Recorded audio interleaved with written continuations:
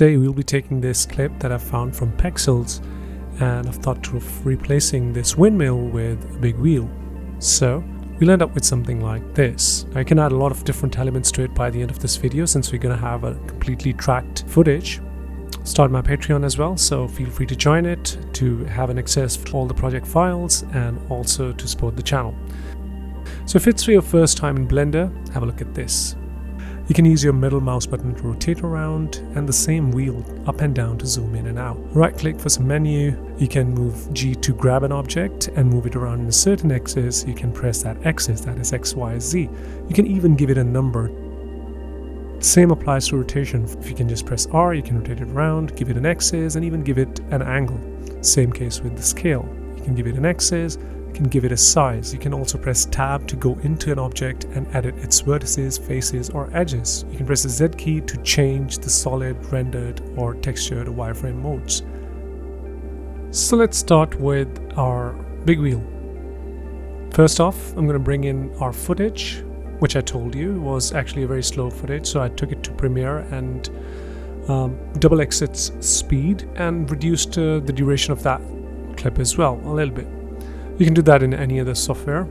Then I just brought that inside Blender, and here I'm detecting some features. I'm going to choose perspective and forward track this footage. From the center again, I'm going to reverse track this footage. It's a good idea to track from the middle, so you can get some tracking points that are going towards the end and the same tracking points going towards the beginning. I'm going to detect some more features. Press A to select them all, and this time again from the beginning to the end I'm going to track them. I'm going to follow the same thing by the end and detect some more features, select them all by hitting A, and then track video all the way to the beginning. Okay, we've got some rough elements here, some rough tracks, so we're going to get rid of them by going to clean up.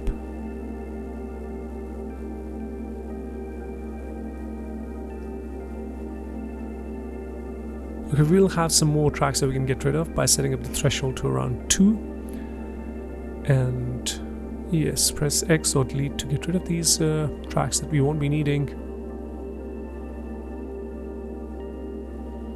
Let's solve the camera. Get a solve error of about 0.27. We can set this point as an origin and pick up 3 different points around on the floor area and set them as a floor.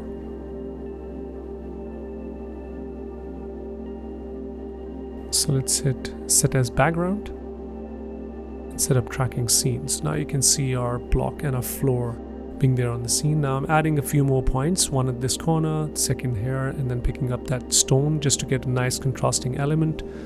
We'll be tracking these 3 points now.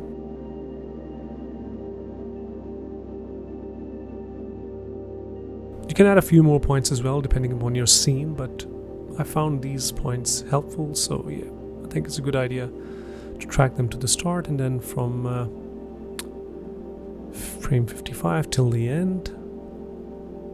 So we've got these few points tracked now as well.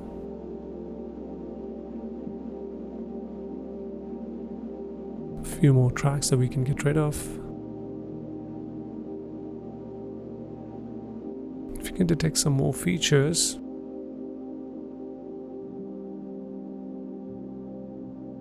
And once again, run this through from middle to the end and from the middle to the start.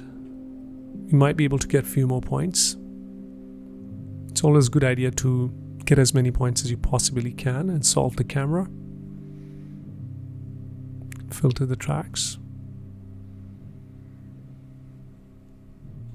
And delete some more tracks. Okay, not much of a difference, but let's see if the camera motion is good. It's giving us 0.19 pixels, which is good. Can get rid of these points. We've got a clean track now, reasonably cleaner. Solved camera motion is giving us 0.17 pixels. Okay, let's pick this point and set as the origin and pick 3 points now to set them as a floor. Much reasonable. Okay, I think we've got the track figured out. Maybe we can pick these 3 points to set as floor and get the orientation right. This is much better now. Okay, now let's switch our viewport to layout and scale these parts down. Set up the floor, this cube. This is going to help us figure out the center of where everything is going to be finally located, the center of the windmill. So we'll use this as a standing marker. Or let's move our cursor to this cube and add a cylinder. Set up the depth and radius. Once again, this is going to be used mostly as a marker for us to sort of rearrange the origin where things are going to land up in the end. So I'm just making this cylinder right here to set up the orientation and location.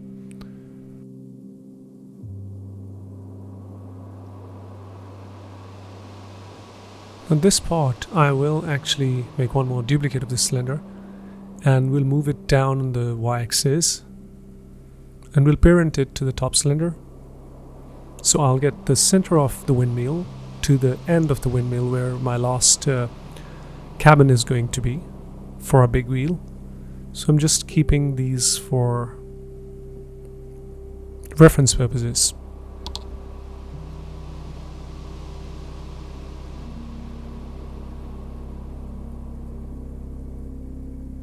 Make another viewport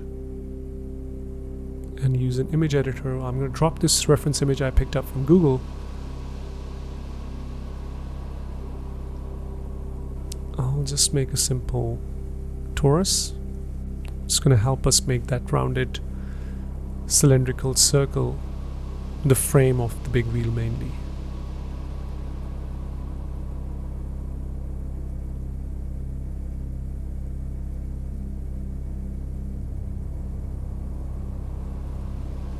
Make another cylinder. This cylinder is going to be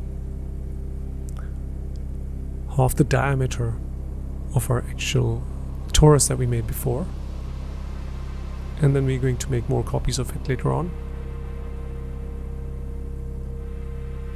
I think it's a good time to make another cylinder and convert this one into the cabin itself. They're about, if I look at the image, the length of one cylinder is going to be about 5 cabins roughly. So yeah, I'll be making this about 1/5 the size of the radius of the main torus.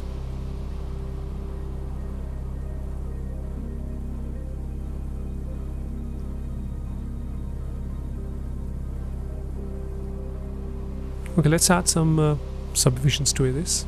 By Control R we can add edge loops, and by using the wheel we can increase or decrease these edge loops.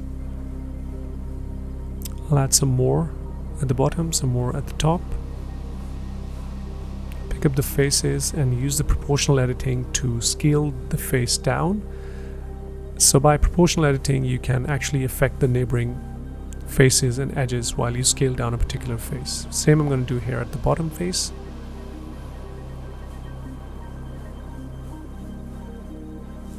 Up the top one and just slightly scale it down to position it and scale it better. Create one more edge loop in the center. Rearrange this one. And I'll rearrange this as well.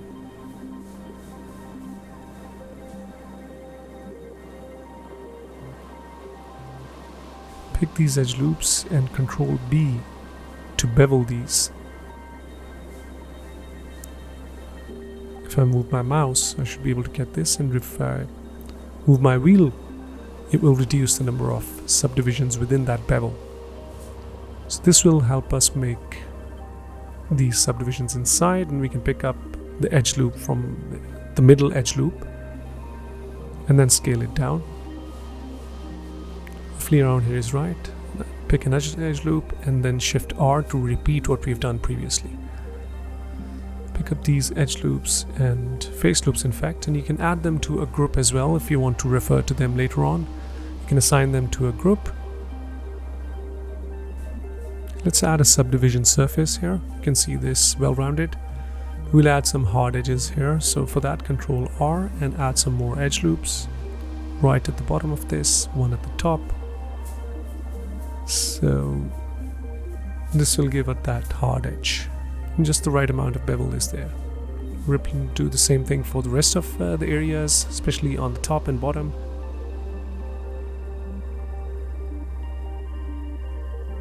You can use the same Control R, move the wheel to increase the number of loops, and then scale to move them up and down at the same time.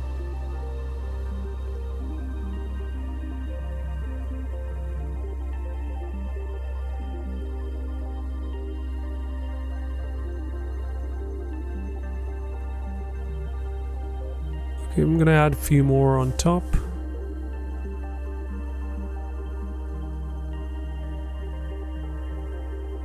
I think we are about done with the cabin. Okay, let's rotate this back. And now we need to make a few more copies of this. So let's position this back. Let's hide this cylinder, which we initially had.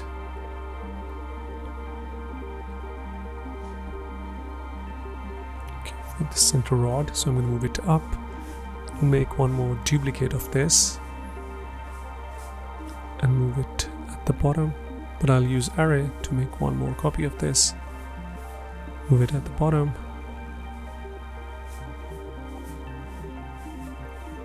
That's about right. Okay, I'm going to join these two areas together so we can now concentrate on making more duplicates of this cabin.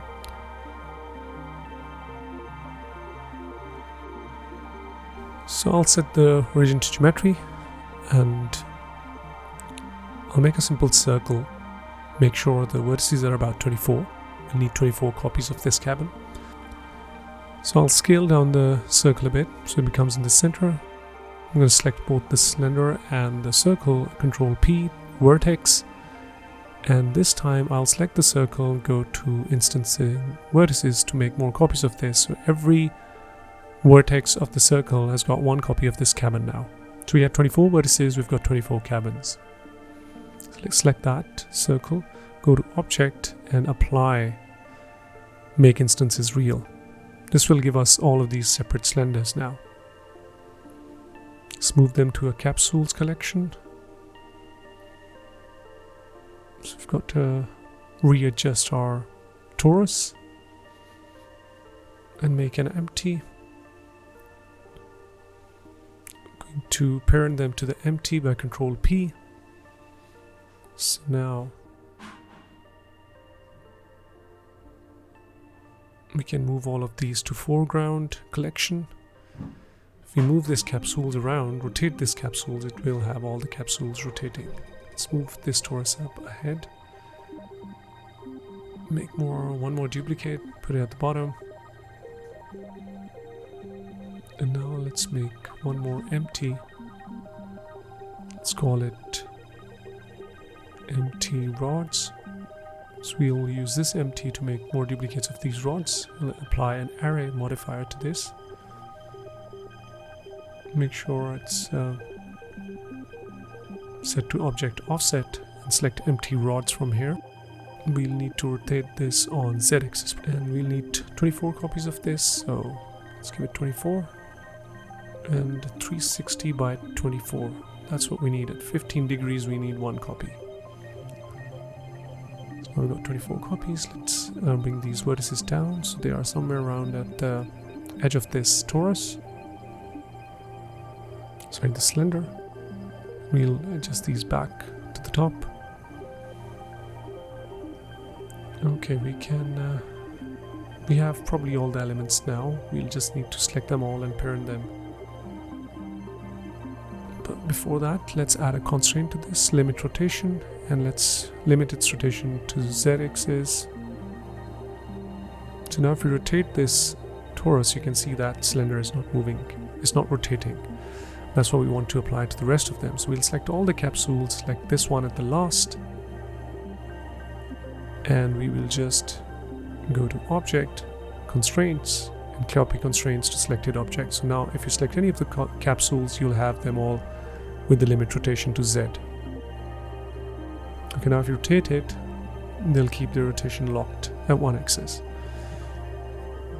Alright, let's select them all and go to Origin and move their origin right at the top. turn off the origins, and let's just quickly adjust them so their top is right at the edge of these endpoints of the rods. And now if we just rotate our capsule, you can see these properly rotating the way a big wheel usually does.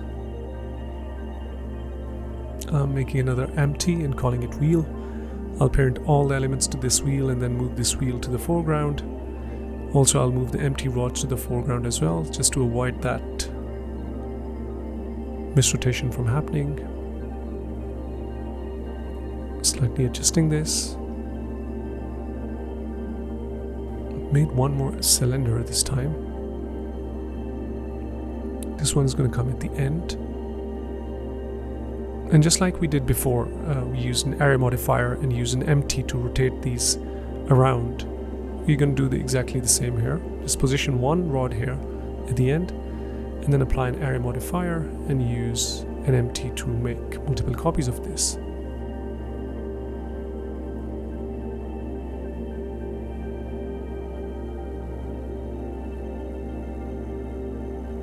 So we select that from the object offset, an empty holder. Let's hide these so we can see these holders. We need about 24 copies, just like before.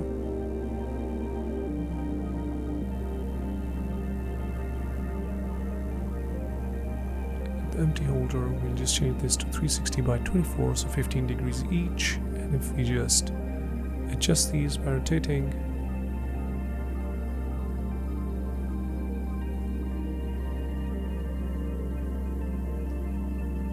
well, they look fine now. We can select all of these, parent them to the empty wheel. Everything under the empty wheel now, so we've got one. So let's parent empty wheel to capsules. Yep, so now everything under one capsule's parent. And yeah, we can now move this back to our cylinder that we initially created in the center for reference, set our cursor to selected, and move our capsules to the cursor. That's what we get. If we rotate it and align it, we'll get something like this. Sorry, that's a bit out of the expectation. So yeah, we need to adjust those X's because they were set in a different space. So let's select the Y axis instead of Z. And if you select all the capsules, you can use Alt and click on Y to change all of them in one go. We rotate them now, we get something like this. You can see this circle. This is something I created later on as an empty, just to have a better visibility. Now I'm just adding some keyframes at the start and the end, and the goal is to hide 3 blades of the windmill behind this, behind the rods that we have. So you can just watch and see how you can rotate the wheel in a way that these are hidden. The best thing you have to do is select all the keyframes and make sure you press T to set these all to linear. So there is no easing happening.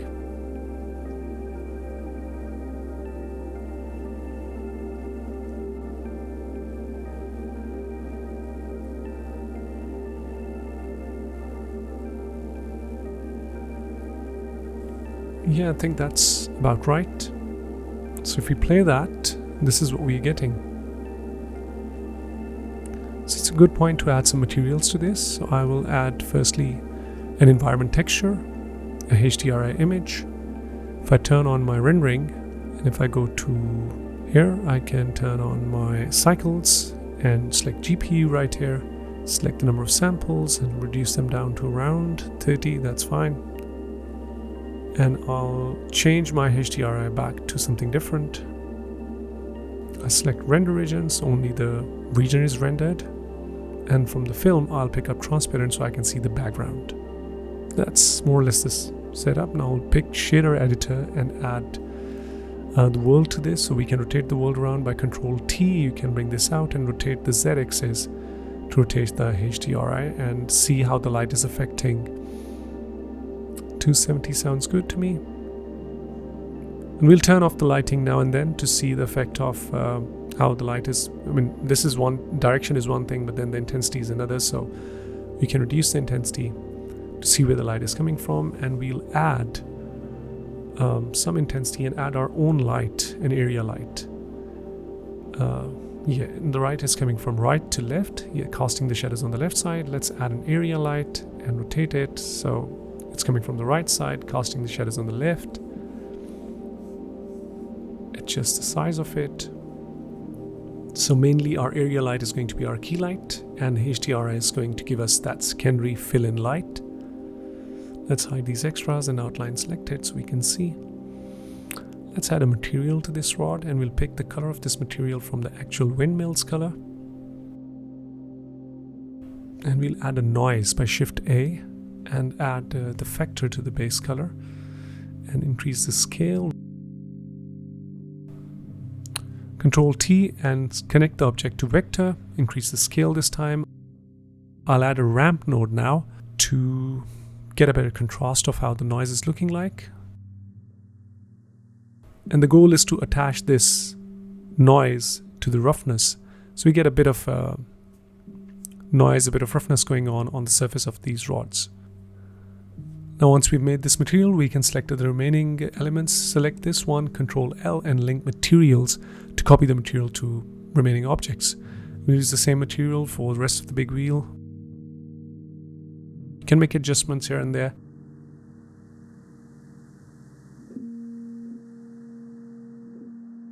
Okay, let's make another material, and this is going to be our cabin.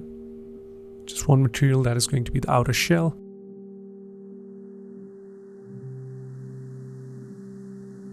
Make another material within this, and this is going to be glass. And the part that we need is, if we press tab, we can select these face loops, shift and select them, and assign this material 002, which is our glass material, to these to get the transparency.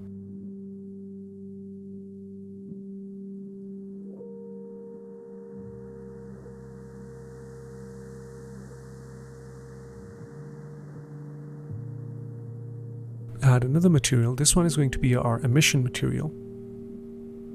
You can set up the intensity and color of your own choice, and I'm going to be assigning this to the top face right here, so we get that nice emissive light in those cabins. We can change the color and intensity. We can select some of the faces on our rod and assign the same glow that we created before to get a nice glow within those rods. So now these parts are lit with emission.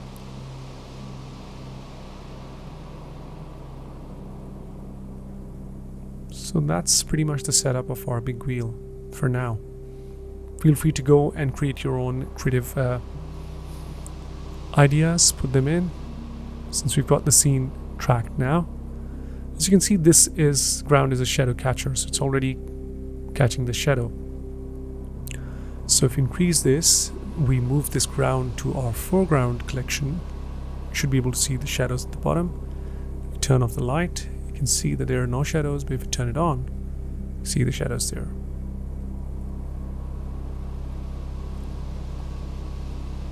Time to set up the light final and set up the render. And this is what it looks like.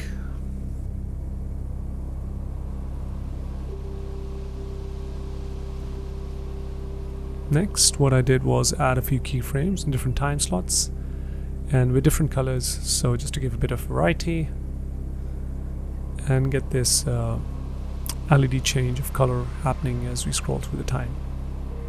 We get something like that. To render, persistent data should be on, and rest is up to you. If you want to render it as a PNG sequence or you want to render it as a video, you can do that right here in the output section.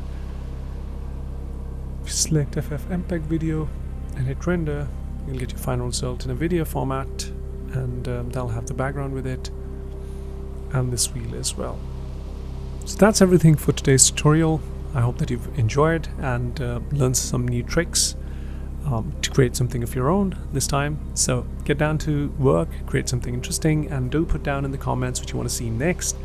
And feel free to join my Patreon for source file, project files, and help support the channel so I can keep making more content like this. If you have any questions, feel free to put them down. I'll try to revert back to you as soon as possible. So what should we be making next? comment it down, and I'll see you in the next video. Till then, Forest Tech signing out.